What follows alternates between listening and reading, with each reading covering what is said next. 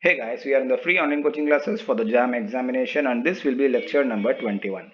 And in this video I will try to cover the topic drainage pattern, and for this topic I refer the book Principles of Geomorphology William D. Thornbury, Geomorphology by Savindra Singh and General Geology by V. Radhakrishnan. Welcome to my channel Success Guru and myself Panchanadam, and let's get into the heading. The drainage pattern. In our previous video we had discussed about the drainage system and now we are dealing with the drainage pattern.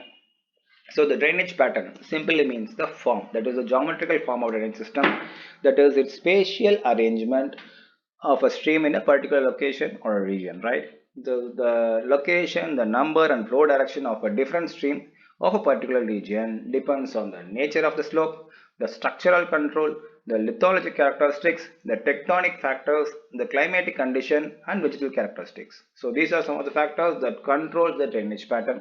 As you know, the slope, that is the main controlling factor, followed by the structural control, that is the presence of fold, fault, joint or whatever it is.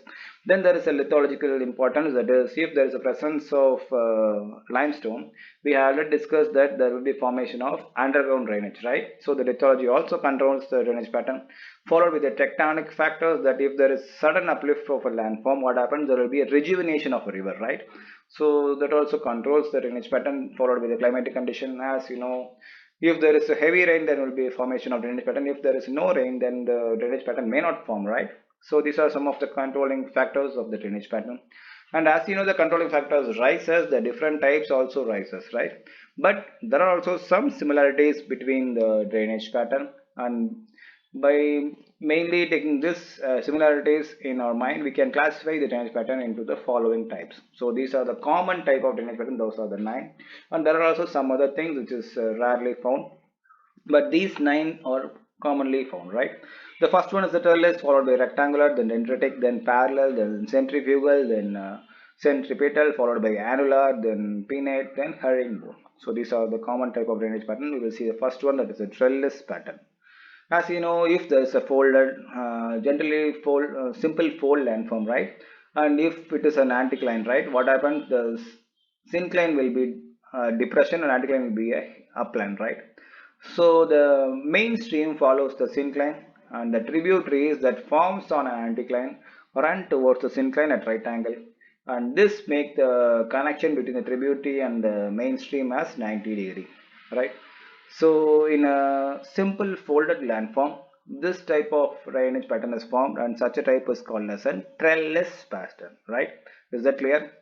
So the tributaries follow the dip and slope of the anticline, sorry, strike and dip of the anticline, and the main stream follows the synclinal axis.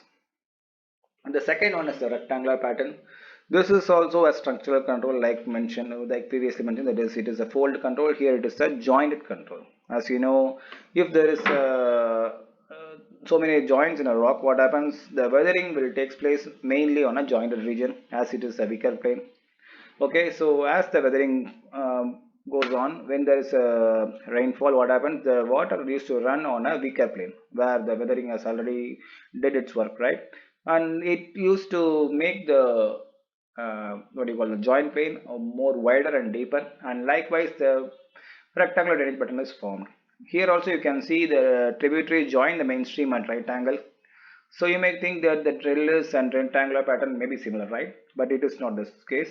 You have some similarities, like the connection between the main stream and the tributaries are 90 degree, but the difference are the centrifugal, the confluence angle in a trellis pattern is mainly controlled by the strike and dip of the bed, whereas here it is mainly controlled by the joints of the rock. So that is the main first difference here. The anticline, if it is the anticline, then will be the strike, right, and this will be the dip. So this confluent angle is mainly controlled by the strike and dip of this rock formation here, whereas here this confluent angle is mainly controlled by the joint set. If it is right angle joint, it's like a conjugate joint, then the rectangular pattern is formed. So that is the first difference. Then the second one is that the density, that is the spacing of the tributaries. Here the tributaries are closely spaced. It is called as a high density. In this case, the tributaries are sparsely spaced, that is having a more gap between these two. That is a low density, right? So these are the two main difference between the trellis pattern and the rectangular pattern. Then we will go on to the next one, that is a dendritic pattern. Dendritic simply means the tree shaped, as you know, it looks resembles a tree like this, right?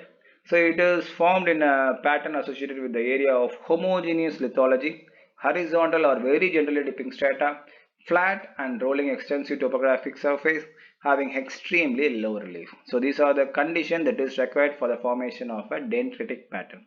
In a previous case, we mainly discussed about the structure of the rock which influence the drainage pattern. As you know, the trellis is formed by a simple fold, whereas the a rectangular pattern is formed by a joint system.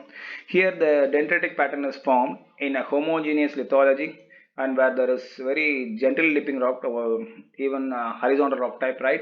And the topography should be flat with a very low relief. If these conditions fulfilled, then there will be formation of dendritic drainage pattern. So let us see how it is formed. First, the master or trunk consequent stream develop on a gentle slope. So if this is gentle slope, right? So the master stream is formed, and this is the top, that is head, which is called as head of the river, and this is the mouth of the river where it connects to the ocean, right? So as time goes on, what happens? This head will be eroding towards the top side, that is the headward erosion takes place. By this way, the length of the drainage pattern is increased. Likewise, the tributaries also will continue headwards erosion, and as the time goes on, this will form like a tree shape, right? And that is why it is called as a dendritic pattern. Here the main control is the lithology followed by a topography. The next one is the parallel pattern, which is a set of rivers, right? In previous case, all the three are a single drainage pattern. Here there are many drainages, right?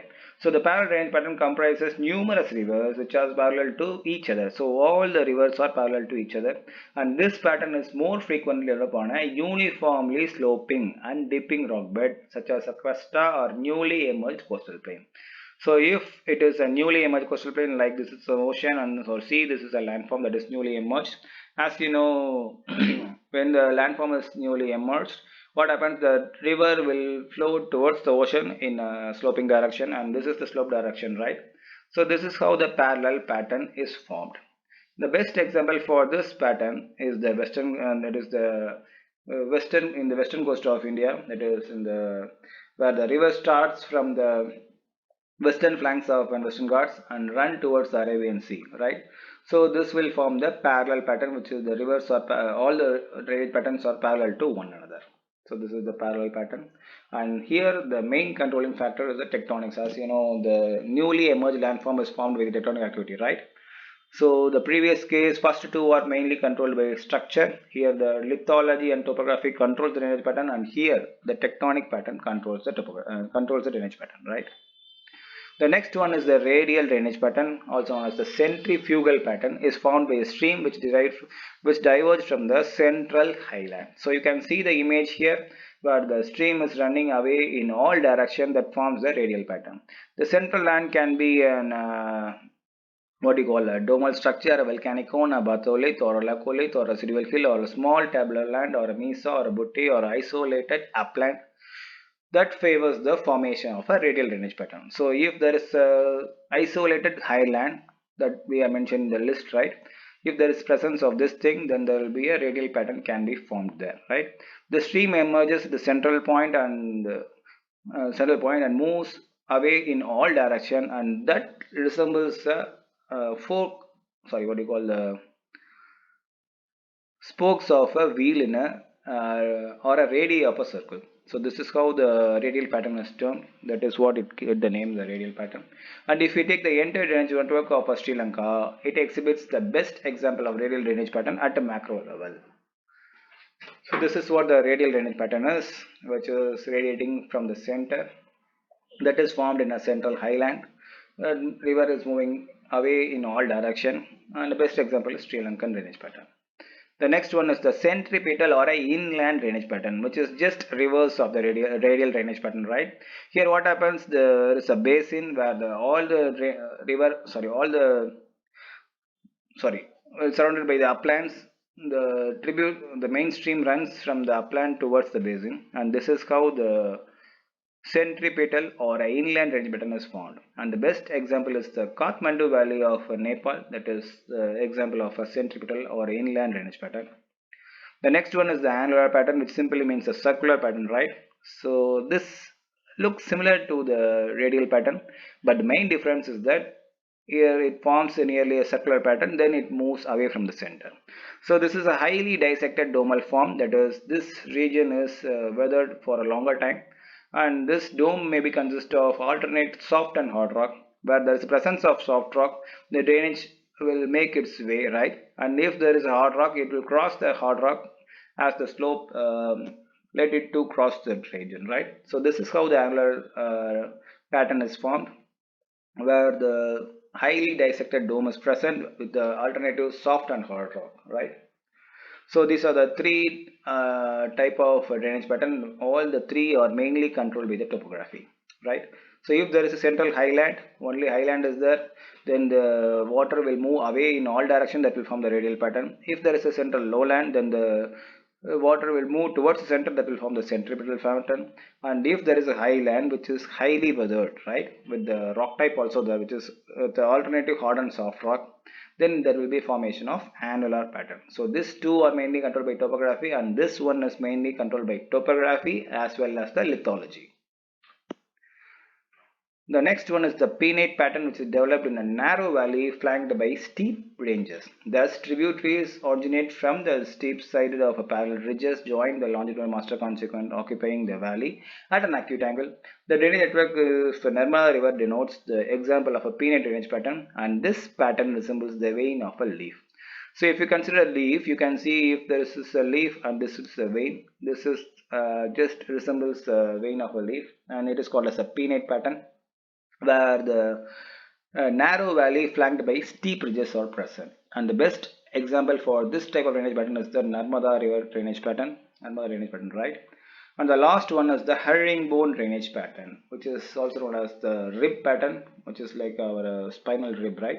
Is developed in a mountain area where the broad valley in a longitudinal parallel will valley, while tributaries and lateral consequent after originate from a hill slope of a bordering parallel ridges. So if there is presence of ridges in both the side and there is a valley, the stream will follow the valley and the tributaries from the ridges flow towards the valley. And as you know, the slope of the ridges are high, then the river will flow in a straight line, and that will make a right angle connection with the main stream.